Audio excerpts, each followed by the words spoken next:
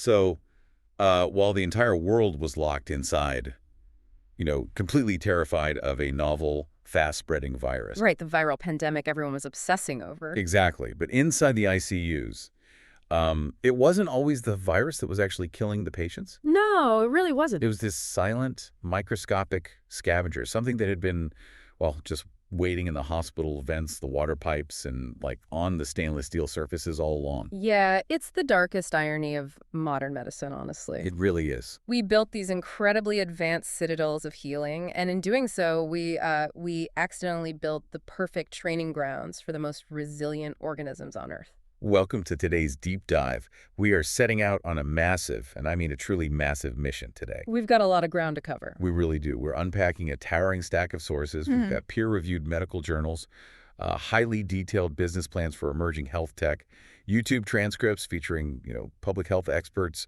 and dense epidemiological reports from the World Health Organization. It's a heavy stack of reading. Yeah, and we're weaving all of this together to understand what is essentially a shadow pandemic. Yeah. We are talking about antimicrobial resistance, or AMR. And to give you, the listener, a sense of the core tension here, right? For recent years, the entire globe was hyper-focused on that viral pandemic. All the news, all the funding. All the absolute panic. Exactly. All the panic was directed at the virus. But if you look closely at the clinical data we've gathered in these sources, the real killers, the immediate cause of mortality for so many hospitalized patients were often secondary bacterial infections. Right. The virus simply picked the lock and opened the door, but the bacteria are the ones that actually burn the house down. Okay, let's unpack this because I want you to really visualize what is at stake here.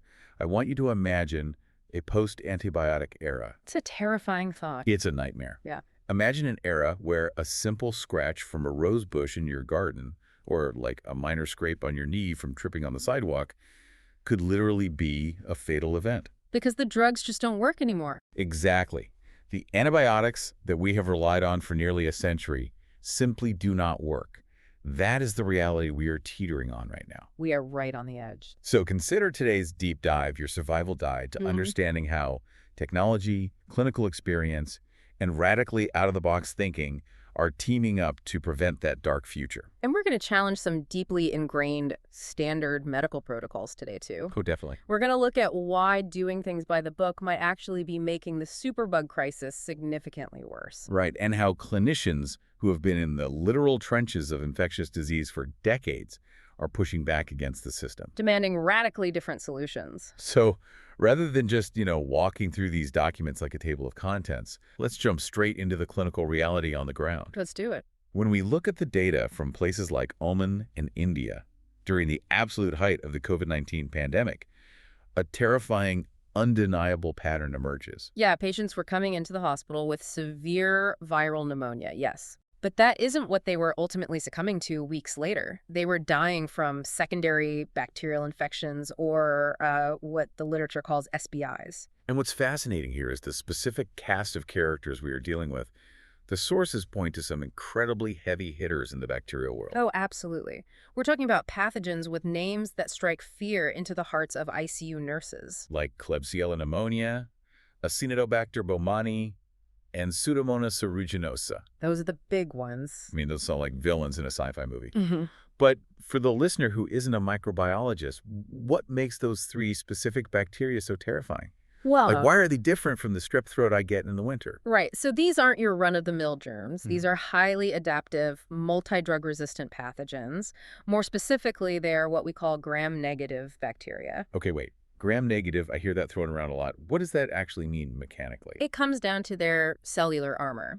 A typical bacteria, a gram-positive one, has a single thick cell wall. Our traditional antibiotics, like penicillin, are designed to punch right through that wall and destroy the bacteria. Makes sense. But gram-negative bacteria, like Acinetobacter baumannii, they have a double membrane. Imagine a microscopic medieval fortress. A fortress, okay. Yeah, they have an outer wall, a space in between, and then an inner wall. So it's like a castle with two walls and a moat. Precisely. And it gets worse. Right. In that moat area between the two walls, they've evolved these complex protein structures called efflux pumps. Efflux pumps. Yeah. When we administer an antibiotic and the drug manages to breach that first outer wall, These efflux pumps grab the antibiotic molecules and literally pump them back outside the cell before they can reach the inner wall and do any damage. Oh, wow. They literally bail the drug out like water from a sinking boat. Exactly. It is an incredibly sophisticated biological defense system. The Omen study specifically highlighted that over 80% of the secondary infections in their subjects were caused by these gram-negative pathogens. 80%. Yeah. They are notoriously, brutally difficult to treat. And the tragic irony here, based on the sources, is that the very life-saving interventions used in the hospital actually became the superhighways for these gram-negative bacteria. That's the real tragedy. I mean, think about it. Invasive mechanical ventilation, intravenous drips, urinary cannulas. Every single time you breach the body's natural physical barriers, whether it's the skin or the vocal cords, you are providing a direct, paved route for a hospital-acquired pathogen. Right into the bloodstream or the lungs. Exactly. The human body has brilliant natural defenses. Your respiratory tract is lined with tiny hairs called cilia and a layer of mucus that traps and expels bacteria. But when you sedate a patient and slide a plastic breathing tube down their trachea, We're bypassing all of that. The Omen data showed that the severity and the sheer likelihood of these secondary bacterial infections skyrocketed in subjects undergoing those specific invasive medical interventions. and then there's the steroid paradox. Oh, this is fascinating. This absolutely blew my mind when I was reading the epidemiological reports out of India. Let's break this down because it's a perfect example of how treating one problem creates a much deadlier one. Right. A patient comes into the ICU with a severe viral infection. Their immune system recognizes the virus and absolutely panics. It goes into overdrive. The infamous cytokine storm. Right. The immune system is essentially calling in a massive airstrike on its own territory. It causes massive inflammation, and it starts attacking and destroying the patient's own lung tissue. The patient is basically drowning in their own inflammatory fluids. So, to save your life, to literally keep them breathing, doctors administer massive, heavy doses of corticosteroids to sedate the immune system and subdue that exaggerated inflammatory response. And, I mean, it is a necessary immediate intervention. If you don't give the steroids, the patient dies of asphyxiation from the inflammation. But Here is the paradox.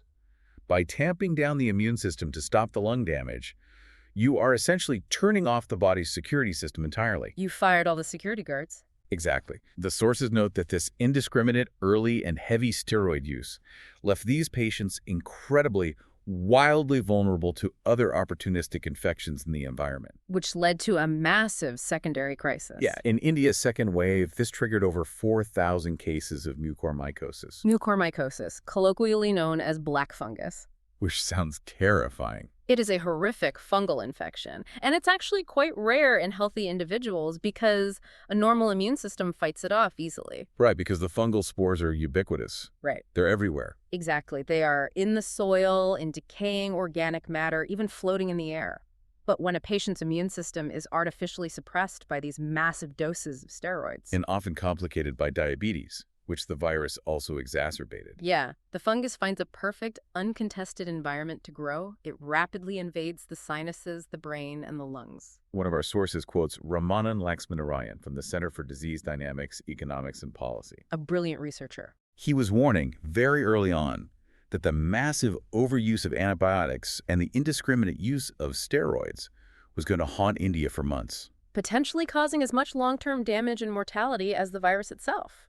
If we really want to understand the why and the how behind this shadow pandemic, we have to contrast two very different viewpoints presented in our sources. Yes, the clinical perspective versus the high-level public health perspective. We have documents from clinicians who diagnose and manage these infections day in and day out.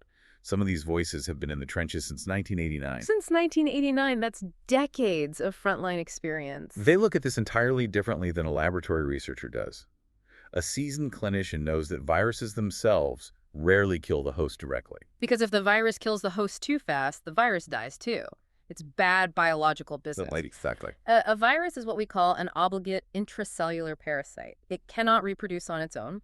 It absolutely needs the host's cellular machinery to replicate. So what the virus actually does is suppress the host immune response and physically damage the protective epithelial cell layers. Like the delicate lining of your respiratory tract. Precisely. The virus comes in and essentially bombs that mucosal lining, leaving raw, damaged tissue behind. It rolls out the red carpet for the bacteria. So the bacteria are the real threat here. Yeah, the bacteria are the opportunistic scavengers that move into that damaged tissue, set up camp, multiply rapidly, and cause the lethal bacterial pneumonia or the systemic blood infection known as sepsis. So the biology is heavily stacked against us. Yeah. But the sources point out something even more tragic. It wasn't just the biology working against us. No, it was human behavior, too, driven by absolute sheer panic. There is a section in the documents that highlights a really counterintuitive behavioral error in hospitals during the peak of the crisis. This part is so crucial to understand. Healthcare workers were terrified. They were overworked to the point of collapse, and they were deeply fatigued. To protect themselves, they relied heavily on gloves. Which sounds perfectly normal, right? You wear gloves to stop germs. It makes complete sense from a self-preservation standpoint. Mm-hmm. But this is where psychology and infection control collide. The sources note that this physical barrier, the glove, actually negated the psychological prompt to wash their hands. I want to pause on that because it's so important. If I have bare hands and I touch something sticky or gross, I immediately want to wash my hands. My brain gets a tactile signal. Right. But if I have a thick nitrile glove on, I don't feel it. I feel safe. Precisely. The healthcare worker feels protected, but the bugs remained on the outside of the personal protective equipment. So they're basically wearing the germs. Yeah. A nurse or doctor touches an infected surface or adjusts a ventilator on an infected patient. Because their own skin is protected, their brain doesn't trigger that urgent need to sanitize. So they just walk into the next room. They walk into the next room, adjust the IV drip of a highly vulnerable, immunocompromised patient, and they inadvertently ferry those gram-negative superbugs right to them. Wow. It is a catastrophic lapse in basic infection control and prevention, amplified entirely by the sheer terror and exhaustion of the moment. So if you look at the whole picture, treating a viral patient with massive preventative doses of antibiotics just in case, while simultaneously suppressing their immune system with steroids. And having overworked staff, inadvertently spreading pathogens from room to room. It's like dropping a carpet bomb on a city to catch a single burglar. That is exactly what it is. You are just destroying all the infrastructure. You're wiping out the patient's good protective gut bacteria, and you are leaving the survivors, the drug-resistant bacteria, stronger with absolutely all the resources to themselves. That is a highly accurate, if chilling, analogy. You are creating an immense evolutionary selective pressure. Explain that a bit more. Well, inside that patient's body, the susceptible normal bacteria die off from the carpet bombing, but the ones with the genetic mutations that make them resistant... The ones with those efflux pumps we talked about. Exactly. They're the only ones left. They have no competition for nutrients anymore, so they multiply exponentially. So we're artificially breeding superbugs inside the patients. Yes. And as one of the researchers in our sources, Dr. Walia, pointed out, there is a massive psychological barrier for doctors here, too. A doctor does not want to de-escalate or stop an antibiotic regimen if the critically ill patient seems to be doing even slightly better. They don't want to rock the boat. Right. They use these broad-spectrum antimicrobials as a psychological shield. They are terrified of the patient crashing. But the price for that temporary shield comes 3 to 6 months down the line when those highly resistant bacterial strains dominate the entire hospital ecosystem. Okay, so this brings us to a really uncomfortable transition. Let's hear it. If we know this carpet bombing approach is causing superbugs, if we have the clinical data proving that it creates resistant pathogens, why are doctors still doing it? That's the million-dollar question. Are they just ignoring the science? Yeah.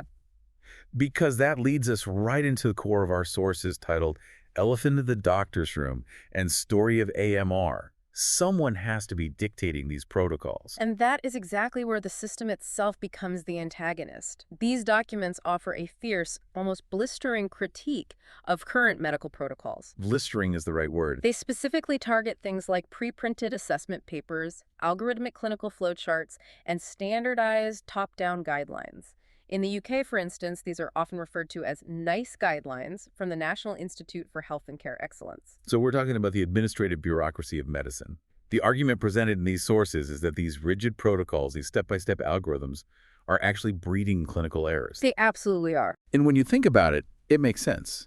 A human being doesn't walk into a clinic and neatly communicate their symptoms into designated checkboxes. Patients are messy. They're complicated. Exactly. You could have patient A and patient B, And they might both be infected with the exact same underlying superbug. But because patient A is an 80-year-old diabetic and patient B is a 25-year-old athlete, they're going to present those symptoms completely differently. This raises an important question. What happens when we try to force complex, messy, highly individualized human biology into a standardized, one-size-fits-all flowchart? It fails. Right. The sources argue that when junior doctors in particular are mandated by hospital administration to use these pre-printed algorithms, they are essentially forced into practicing defensive medicine. They're treating the chart, not the patient in front of them. If the checklist says fever over 101 plus a cough equals prescribe a broad-spectrum antibiotic, they check the box and write the prescription. Because if they deviate from the guideline and something goes wrong, they are legally liable. They lose their license. Oh. And the sources argue that this deviation toward relying on rigid protocols or even rudimentary early-generation artificial intelligence to dictate care leads to massive clinical blind spots. By forcing everyone down the same diagnostic funnel, they completely miss the nuanced early warning signs of specific resistant superbugs. But wait, I want to push back on this a little bit. We use standardized guidelines in aviation, right? Sure. Pilots use pre-flight checklists to make sure planes don't crash.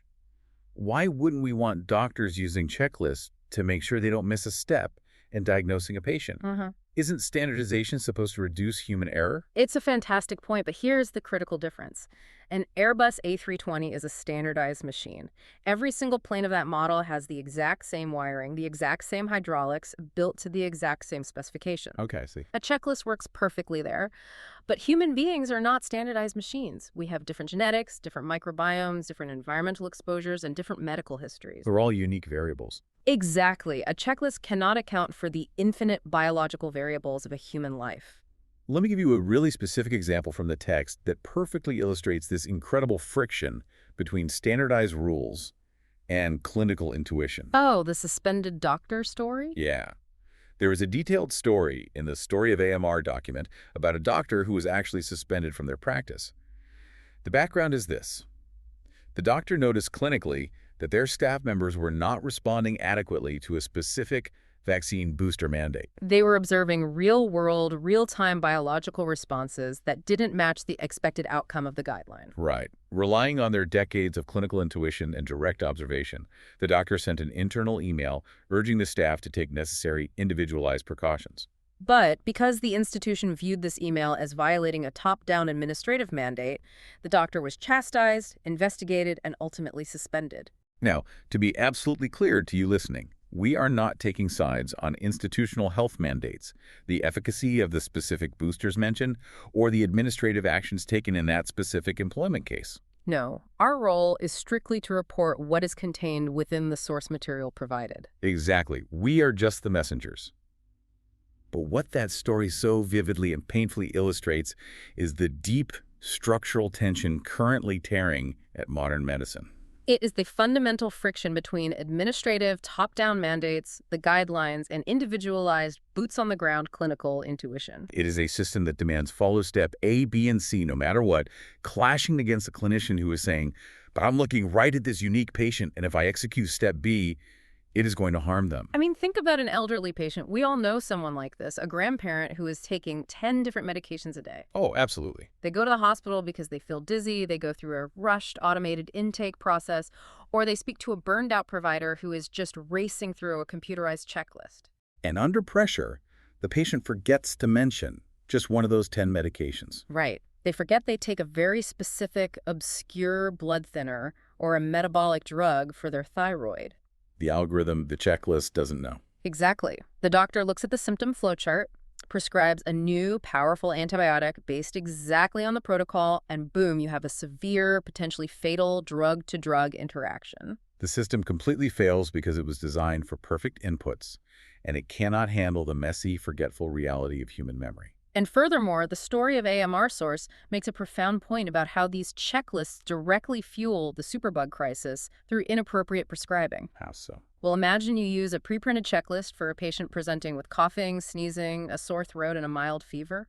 The protocol, designed to quickly clear waiting rooms and prevent secondary bacterial pneumonia, might suggest an antibiotic to plug the gap, as we discussed. But coughing and sneezing are overwhelmingly viral symptoms. Yes. And when you give that patient those antibiotics, the drugs do absolutely nothing to the virus. They don't touch it. So they're prescribing antibacterial drugs for a virus. That's crazy. It happens all the time. Instead, those antibiotics pass through the patient's digestive system, wipe out their healthy gut flora, and are ultimately excreted and disseminated into society through the wastewater system. Which further pollutes the environment. It exposes trace amounts of antibiotics to bacteria in the water supply and accelerates bacterial resistance across the entire community. All because a checklist said to write the prescription. It is a vicious, self-perpetuating cycle. So if we know that standard algorithms inside the hospital are failing, and if defensive, reactive medicine is just serving as a breeding ground for stronger superbugs, who is actually building a better front door to the hospital? Someone has to be looking at this and thinking, we need a totally different filter. This brings us to a radical shift in strategy. And here we meet Dr. Katyali M. Srivatsa and his proposed innovations. The Dr. Maya app and the Preve kiosk. This is where we step completely out of the traditional medical box. Instead of trying to invent a stronger, more toxic antibiotic to use after the patient is already severely infected. Which is the current pharmaceutical model. Right. Dr. Srivatsa's approach focuses on a vital, much simpler clinical reality.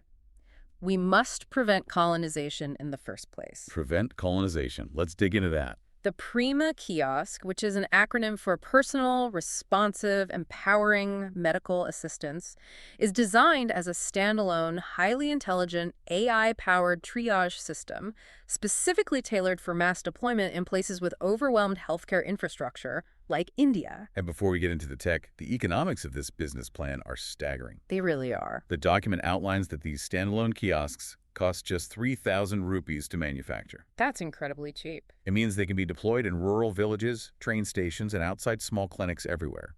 The business plan promises a 10-month payback period and generates a 75% annual return on investment for backers. But let's look at how it actually works, because it's brilliant in its extreme simplicity. Walk me through it. I walk up to the machine. The user walks up to the touchscreen interface, and unlike the hospital intake, they don't fill out a massive, confusing 50-question form. They input exactly 3 symptoms. Just 3. And this isn't a rudimentary, linear flowchart like the ones we just criticized. The artificial intelligence engine behind the kiosk, called Dr. Maya AI, has been trained on a massive data set of over 10 million real-world consultations. Wow. 10 million. It is capturing decades of actual, nuanced clinical decision-making from seasoned doctors.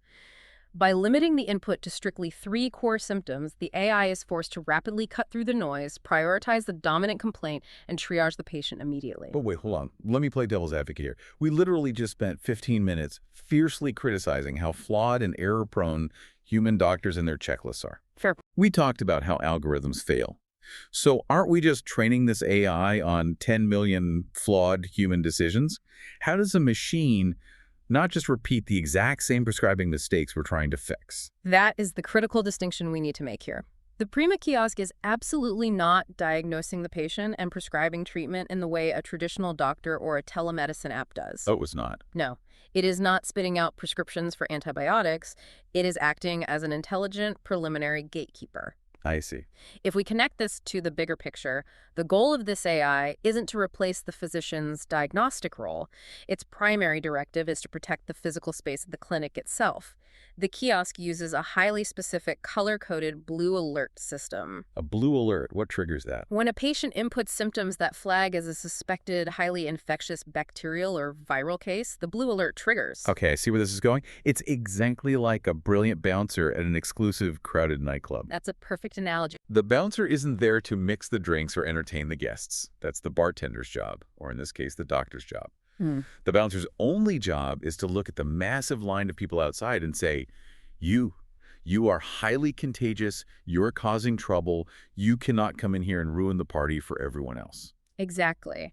If a patient triggers that blue alert, the kiosk explicitly tells them not to go sit in a crowded accident and emergency waiting room where they will sit for 4 hours, coughing and shedding the virus, infecting 10 other vulnerable people. It directs them to isolate at home, or it immediately connects them to a doctor remotely for further evaluation.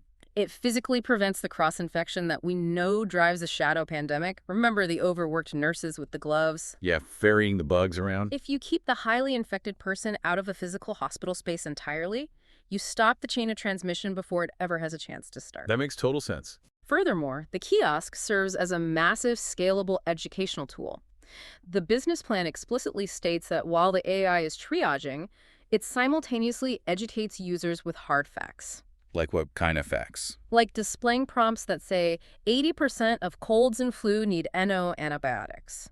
It is actively trained on strict WHO guidelines to recommend only access tier antibiotics, the safest, most common ones, over the dangerous watch or reserve categories, in the event it does suggest seeking a physician's prescription.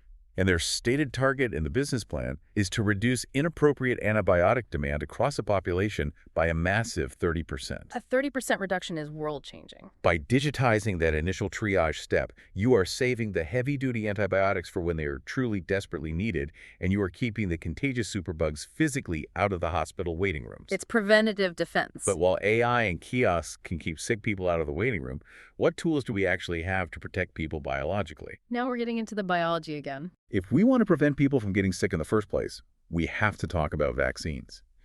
And this takes us to a really fascinating and sometimes contentious part of our sources. We are diving into the vaccine debate. And this is exactly where the divergence between academic public health experts and seasoned frontline clinicians really comes into sharp, undeniable focus in the materials we reviewed. Yeah, it's a huge clash of perspectives. We analyzed a YouTube transcript from the print that features several university experts.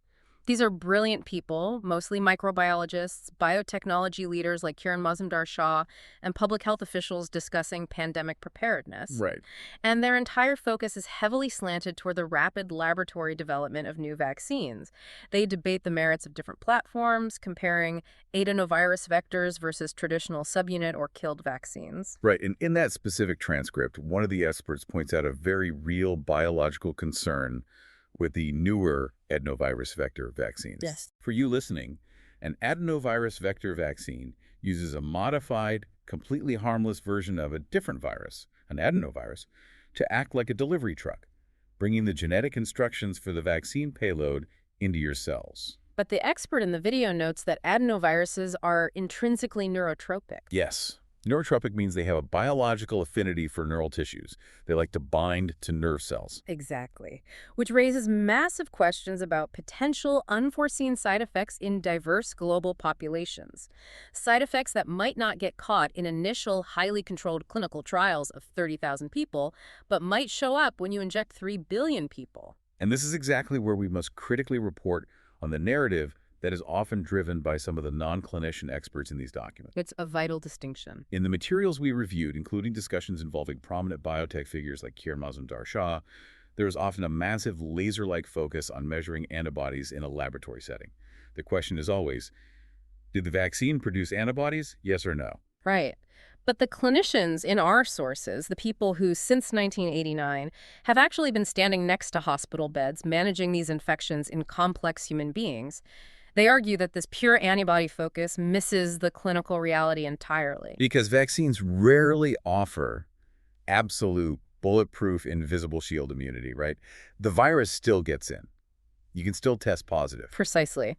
And this is a huge communication failure highlighted in the documents. The non-clinician experts and the media often frame vaccination as an impenetrable shield that perfectly deflects the pathogen at the door. But the clinicians point out a hard biological truth. The majority of people talking publicly about vaccination do not clearly state that vaccines rarely offer absolute sterile immunity. The virus still enters your respiratory tract. It still enters your system. So if it doesn't bounce off, what does the vaccine actually do? What it does, critically, is help rapidly reduce virus shedding. Okay, let's really unpack this concept of virus shedding. Because I think people hear that term and they picture, I don't know, a dog shedding hair on the couch. What does shedding mean biologically for a human being? Think of your respiratory tract like a biological factory. When a virus gets in, it takes over the machinery of your cells and forces them to produce millions of copies of itself. Gross, but okay. Eventually, the cell bursts, and all those new viral particles are pushed out into your saliva and mucus. When you cough, sneeze, or even just breathe forcefully, you are shedding those viral particles into the air around you. You are highly contagious. So if I am vaccinated, the virus still gets into my factory. Yes, but because you are vaccinated, your immune system's security team already has the mugshot of the intruder. It recognizes the threat almost instantly and mounts a massive defense much, much faster than it would if it had never seen the virus before. It clears the infection quicker. This means your factory produces way less virus, and you shed those viral particles for a much shorter period of time. You might still feel terrible for a few days, you might get a fever and mild symptoms, but your body load of the virus is drastically lower. You are far less contagious. Here's where it gets really interesting, and how this ties directly back to our shadow pandemic. The true underlying value of the vaccine, from an antimicrobial resistance perspective, isn't just stopping the virus cold in one person. It's reducing the total amount of virus floating around in the community. If everyone is shedding less, fewer people get a massive, overwhelming viral load. It flattens the curve of severe infection. And most importantly, it stops the massive, panic-driven rush to the hospital. Exactly. And when you stop the rush to the hospital, you stop the carpet bombing of antibiotics. This is the crucial link. It's also why antiviral drugs like Tamiflu play a role here too, right? Because they act early to inhibit viral replication, which also reduces shedding and keeps people out of the ICU where they'd get exposed to the superbugs. Yes, defending the use of targeted antivirals and vaccinations is fundamentally about preserving the healthcare infrastructure. A major WHO report we reviewed stated that better use of existing vaccines against just 24 specific known pathogens could reduce the total number of antibiotics needed globally by 22%. That is a staggering number. Let me put that in context from the report. That is 2.5 billion defined daily doses of antibiotics saved every single year. If we connect this to the bigger picture we've been painting today, a vaccine against a virus is actually one of our most potent, vital weapons against bacteria. Because if the patient never gets sick enough with the viral pneumonia to have to go to the hospital, They never get sedated, they never get a plastic ventilator tube shoved down their throat, they never get the secondary bacterial pneumonia from the hospital vents, and they never get prescribed that massive, heavy-duty, broad-spectrum antibiotic. by preventing the viral hospital admission, we entirely preserve the efficacy of our antibiotic arsenal. But, and this is a big but, the clinician sources also urge extreme caution regarding the hyper-rapid deployment of entirely novel vaccine technologies. Right, they are anti-vaccine, they are pro-caution. They mention unknown, long-term risks like antibody-dependent enhancement or ADE. Can you explain ADE? Because it sounds terrifying. It is a rare but documented biological phenomenon. ADE occurs when the antibodies generated by a vaccine don't actually neutralize the virus. What do they do instead? They inadvertently bind to the virus in a way that actually helps the virus enter the host's cells more easily. The vaccine theoretically makes a subsequent infection worse. That is wild. They also caution about rare anaphylactic reactions or autoimmune triggers that simply do not show up until you deploy a novel technology across millions of genetically diverse people. Which is exactly why one of the experts in the YouTube transcript strongly advocated for what they called the Toyotas of the world, the reliable, heavily mass-produced, traditional killed virus or subunit vaccines that are manufactured at scale in places like India or China. Right. They might not be the absolute flashiest, cutting-edge new genetic mRNA technology, but they have a massive, decades-long, proven track record of safety. They are understood. And crucially, you can give people annual boosters of these traditional vaccines without the same worry of the immune system building up a resistance to the delivery vector itself. It's about utilizing reliable, proven tools to keep people out of the clinical setting. But we have to face the darkest scenario outlined in these documents. The nightmare scenario. What happens when all of this fails?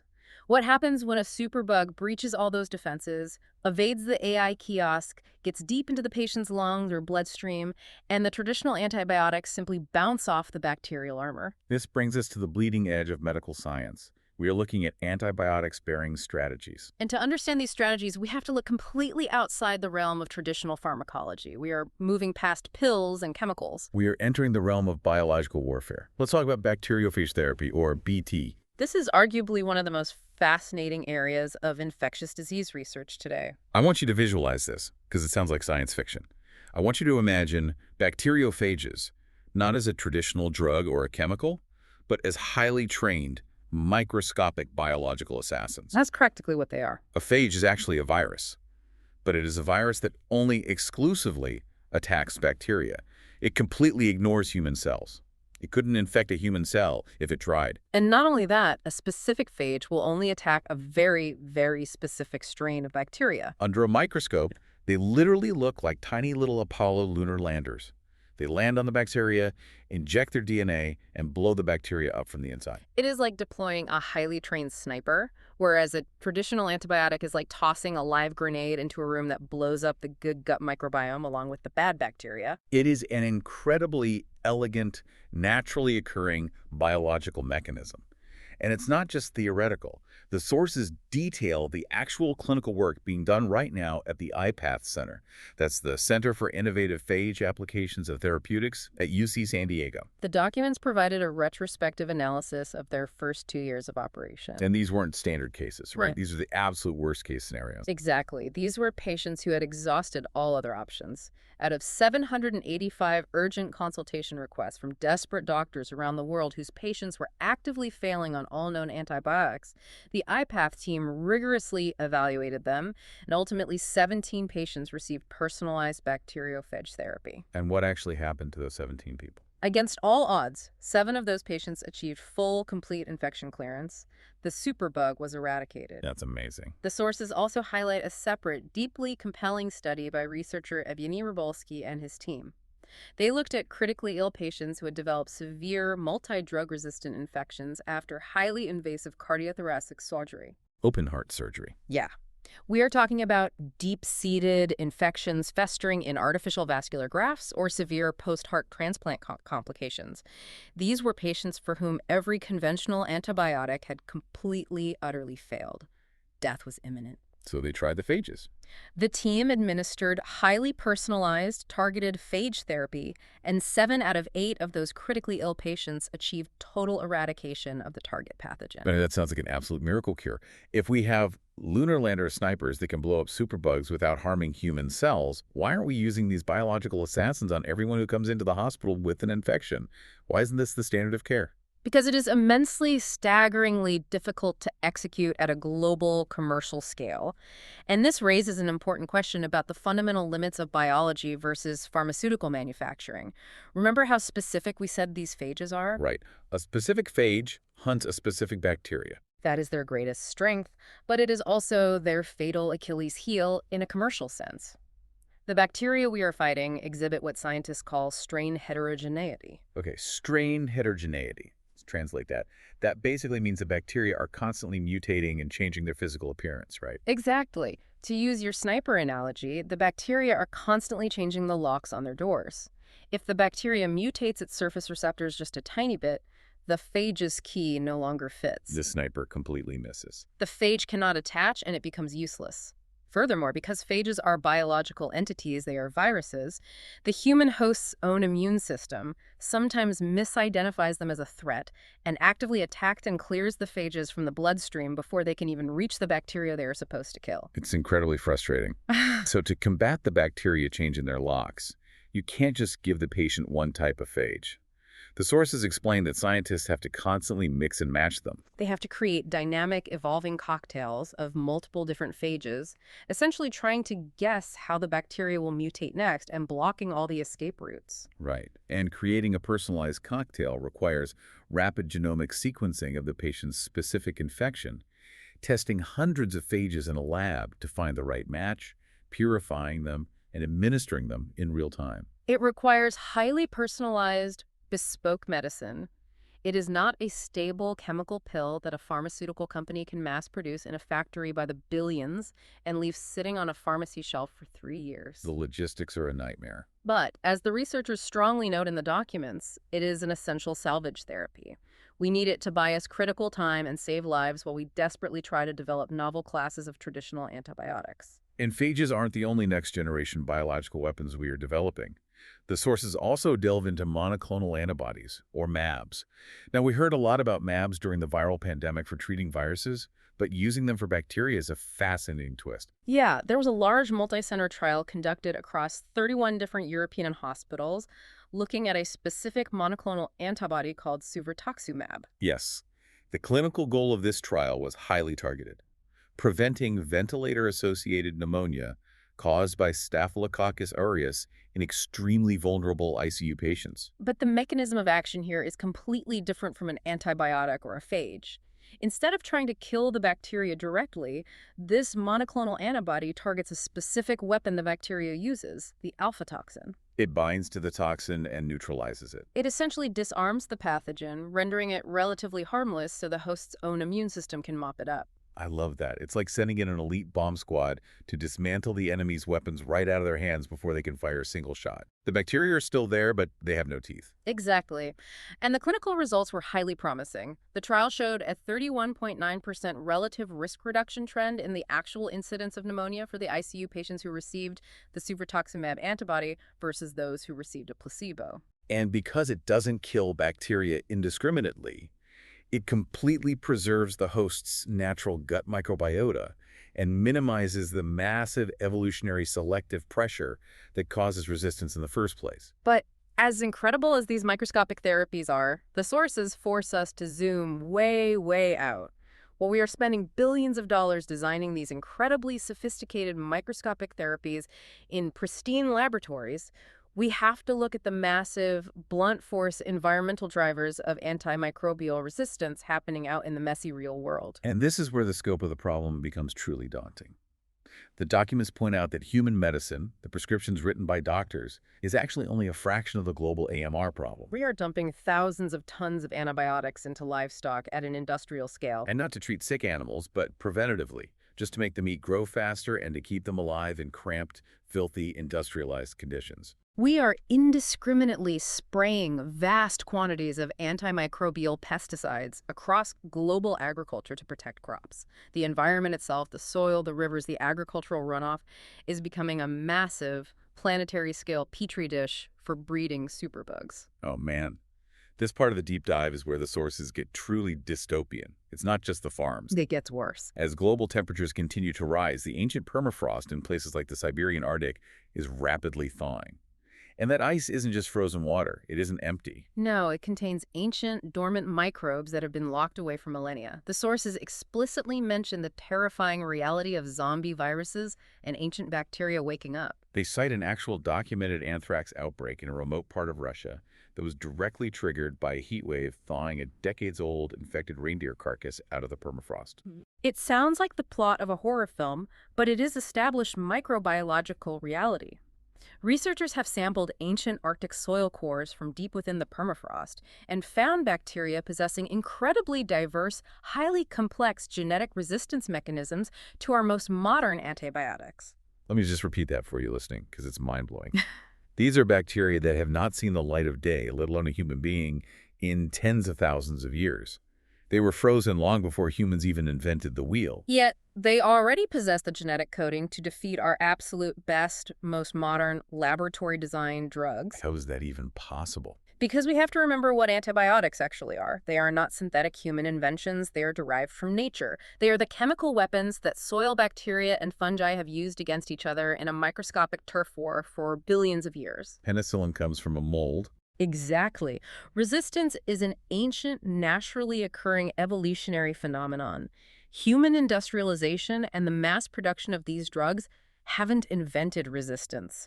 We have just poured gasoline on the fire and put it into hyperdrive, selecting for the most resilient strains at an unprecedented global speed. So we are facing a multi-front war. We have superbugs rapidly evolving in the sterile environment of our hospital ICUs. We have them brewing by the ton in massive livestock farms. Yeah. And we literally have ancient superbugs thawing out of the prehistoric ice. It's overwhelming. When, not if, one of these highly resistant novel pathogens makes the leap and starts spreading, how do we actually catch it? How do we stop an outbreak before it turns into the next global pandemic? This brings us to tracking the enemy. We need to look at how public health detectives actually hunt these things down in real time. And for that, we turn to the World Health Organization. They don't just guess. They have a rigorous, standardized 10-step approach to outbreak investigation. It is a highly systematic, battle-tested methodology used by field epidemiologists all over the world. Step 1 is detecting the anomaly and confirming that an outbreak is actually occurring. Step 2 is immediately forming a rapid response team. Step 3, you rigorously define what constitutes a case so you know what you are looking for. Step 4 is identifying and counting the cases. Step 5 is performing descriptive epidemiology, mapping the data by time, place, and person. Step 6 is running environmental and laboratory studies. Step 7 is generating hypotheses about the source. Step 8 is evaluating those hypotheses against the data. Step 9 is implementing aggressive control measures. And Step 10, finally, is communicating the findings to the public and the medical community. It sounds incredibly clinical and organized when you read it off a list. But in practice, on the ground, it is pure chaos. It is a desperate race against the clock. Let's ground this methodology in a highly specific, very real case study detailed in the sources. The 2019 waterborne outbreak in Askøy, Norway. To set the scene, Askøy is an island municipality on the west coast of Norway, connected to the mainland by a bridge.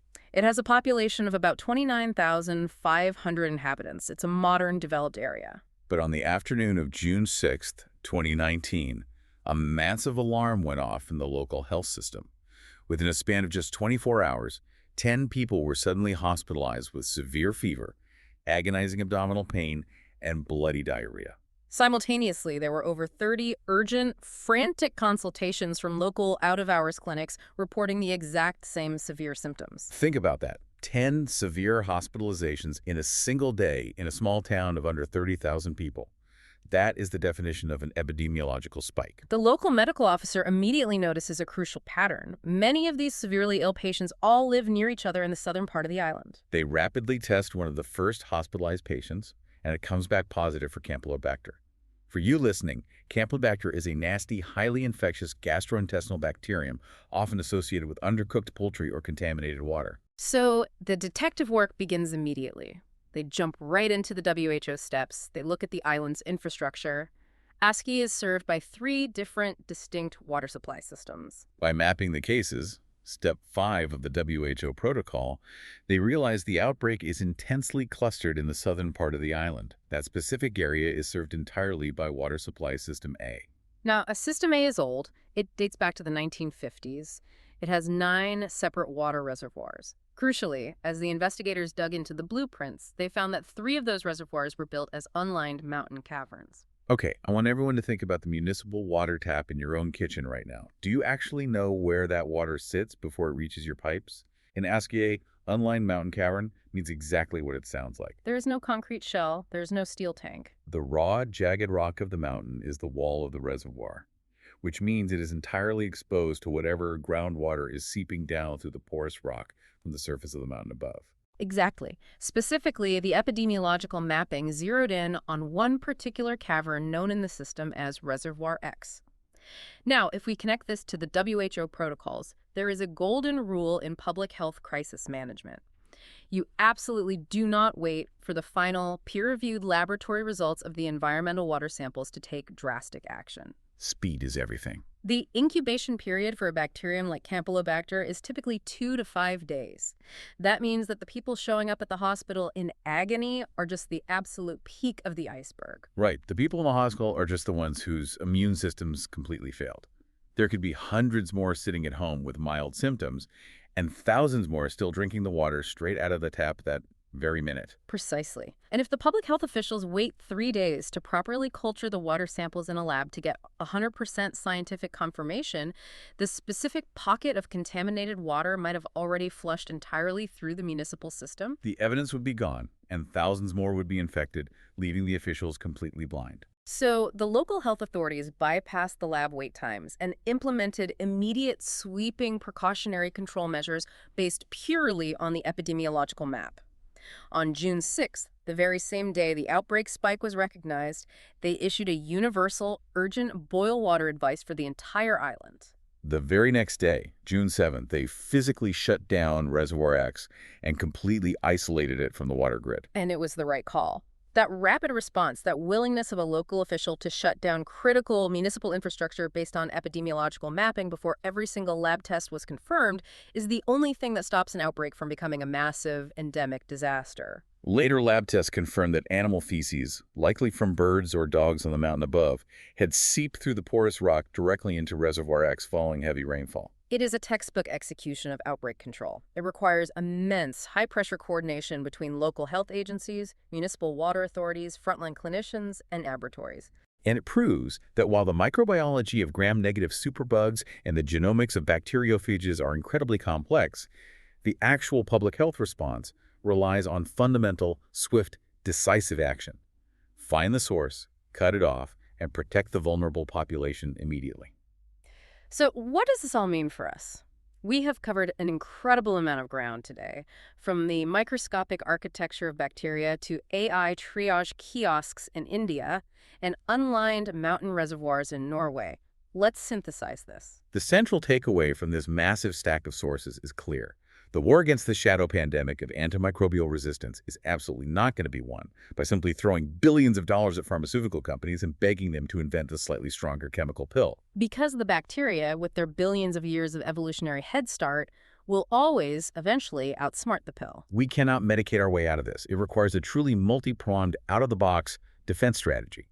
First, we need intelligent triage systems acting at the front door of healthcare. Innovations like the Prima kiosk and the Dr. Maya AI acting as brilliant bouncers to prevent colonization, sorting the sick from the healthy, and physically keeping highly infectious viral patients out of crowded hospital waiting rooms. Second, we need the highly targeted, widespread use of traditional vaccines.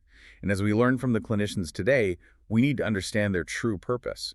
They aren't perfect, impenetrable shields. They are tools to... But most importantly, winning this war requires a fundamental systemic shift in how both hospital administrators and the general public think about medicine. It requires acknowledging the dangerous limitations of rigid defensive algorithms and deeply respecting the nuanced, individualized clinical experience of the doctors actually standing at the bedside. And finally, it requires a fundamental change from you because you play a very real role in this global ecosystem. The next time you wake up with a viral cold, a sore throat, and a runny nose, I want you to remember this deep dive. Remember this shadow pandemic. Before you march into a clinic and demand a Z-Pack or a broad-spectrum antibiotic from your doctor just in case so you can get back to work faster, remember that you are holding a piece of the front line. That antibiotic will do absolutely nothing to cure your viral cold, but it will wipe out your gut flora, flush into the environment, and actively help breed the multi-drug-resistant superbugs of tomorrow. Knowledge, when actually applied, is our single best defense. Absolutely. We have to be smarter than the bugs. And I want to leave you with one final lingering thought to mull over today as you go about your week. We talked about how terrifying it is that ancient, highly resistant bacteria are currently thawing out of the Arctic permafrost due to climate change.